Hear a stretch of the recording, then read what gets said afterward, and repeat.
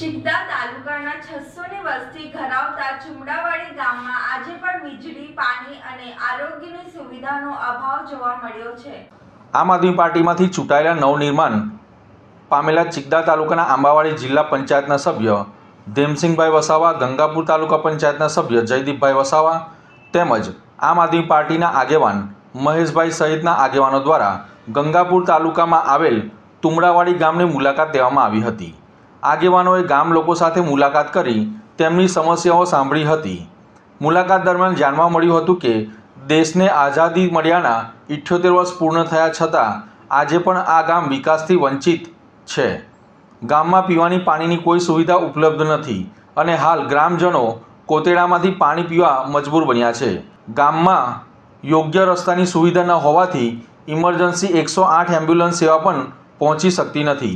ગામમાં અંદાજે 70થી 80 જેટલા બાળકો અભ્યાસ માટે યોગ્ય વયના હોવા છતાં શાળાની સુવિધા ઉપલબ્ધ નથી, જ્યારે આશરે 30 જેટલા નાના બાળકો માટે આંગણવાડી કેન્દ્ર પણ નથી. ગામની કુલ વસ્તી અંદાજે 600 જેટલી છે, જેમાંથી ઘણા પરિવારો રોજગાર માટે શહેરોમાં સ્થળાંતર કરવા મજબૂર બન્યા છે. ગામમાં સિંચાઈની કોઈ સુવિધા ન હોવાથી માત્ર ચોમાસા દરમિયાન જ ખેતી થઈ શકે છે. ગામના તમામ કાચા પાકા મકાનો અને ઝૂંપડા જેવા મકાનો છે, તેમજ જંગલ ખાતા દ્વારા પાક્કા મકાન બનાવવા માટે પણ પરવાનગી આપવામાં આવતી નથી.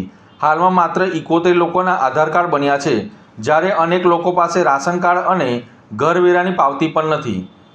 ગામમાં હાલ અંદાજે 130 જેટલા મકાનો છે અને 8 જેટલા લોકોના ચૂંટણી કાર્ડ છે, જ્યારે અન્ય મકાનો જંગલ ખાતા દ્વારા સળગાવી દેવામાં આવ્યા હોવાના આક્ષેપો ગ્રામજનો દ્વારા કરવામાં આવ્યા હતા.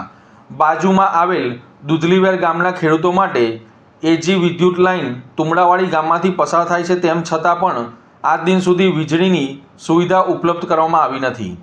ગ્રામજનોએ જંગલ ખાતા દ્વારા નાની નાની બાબતોમાં પણ હેરાનગતિ થતી હોવાની ફરિયાદો કરી છે, જેમાં સૂકા લાકડા લાવતા હોય તેમ છતાં પણ લીલા લાકડા ગણાવીને કાર્યવાહી કરવામાં આવતી હોવાના આક્ષેપો ગ્રામજનો દ્વારા કરવામાં આવ્યા છે.